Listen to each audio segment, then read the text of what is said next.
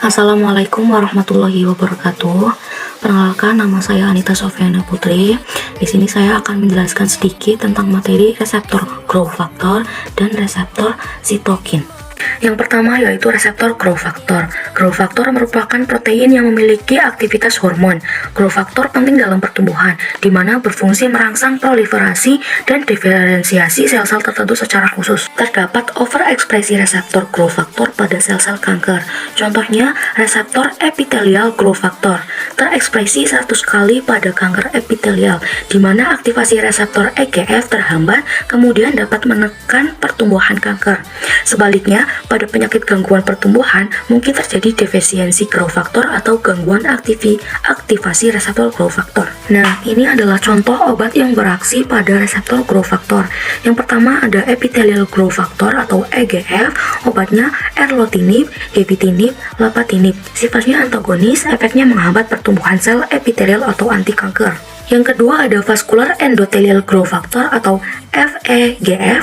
Obatnya ada dua. Yang pertama semaxanib, itu sifatnya antagonis, efeknya menghambat angiogenesis atau anti kanker. Yang kedua ada bevacizumab, itu sifatnya antibodi monoklonal terhadap VEGF, efeknya anti angiogenesis. Yang ketiga ada insulin-like growth factor. Obatnya mekasermin, sifatnya agonis, efeknya membantu pertumbuhan. Yang keempat ada keratinokit growth factor atau KGF, obatnya palifermin, sifat agonis, efeknya mencegah mukositis oral pada kemoterapi. Selanjutnya yaitu reseptor sitokin. Reseptor sitokin merupakan protein yang dihasilkan sel dan berfungsi pada sel tersebut atau sel-sel lain di sekitarnya. Sebagian besar sel-sel dalam tubuh dapat menghasilkan dan berespon terhadap sitokin sebagai alat komunikasi. Dari struktur kimianya, beberapa sitokin berbentuk protein rantai tunggal. Aksi sitokin bersifat pleiotropik, artinya satu jenis sitokin dapat memperantarai berbagai faktor yang berbeda pada sel-sel yang berbeda. Sitokin dapat bereaksi pada sel-sel yang mensekresinya. Aksi sitokin diperantarai oleh ikatan dengan reseptor yang termasuk RTK atau reseptor tirosin kinase. Ini adalah contoh dari reseptor sitokin, yaitu signaling IFN gamma atau interferon gamma. IFN gamma diproduksi berbagai sel sistem imun dan merupakan sitokin utama yang berperan terutama dalam imunitas non-spesifik dan spesifik selular. IFN gamma adalah sitokin yang mengaktifkan makrofag untuk membunuh fagosit.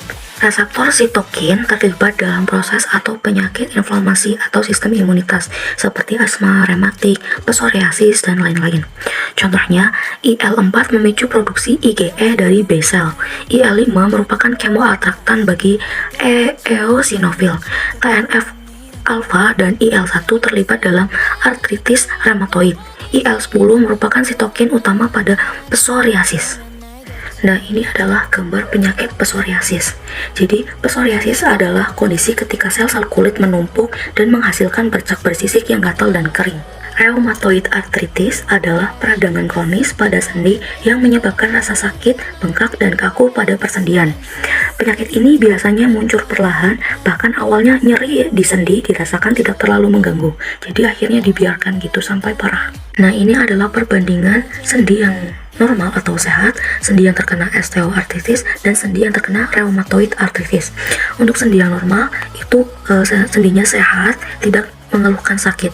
Nah, untuk sendi yang terkena osteoartritis itu tulang rawan menipis dan ujung tulang saling bergesekan. Sedangkan untuk sendi yang terkena rheumatoid arthritis terjadi erosi tulang dan membran sinovial itu membengkak dan meradang. Kemudian penggunaan sitokin dan antagonis reseptor secara klinis.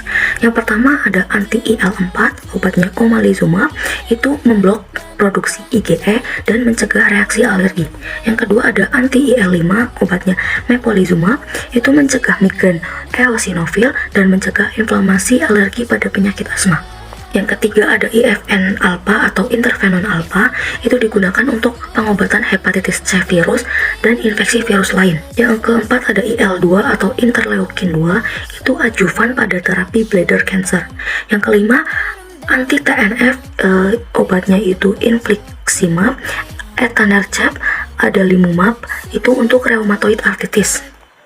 Selanjutnya ada IL-1RA atau interleukin 1 reseptor antagonis. Obatnya anakinra atau kineret, itu juga untuk pengobatan rheumatoid arthritis. Yang terakhir ada IL-10, itu untuk psoriasis. Baik, mungkin itu saja presentasi dari saya. Kurang lebihnya saya mohon maaf. Wassalamualaikum warahmatullahi wabarakatuh. I love you.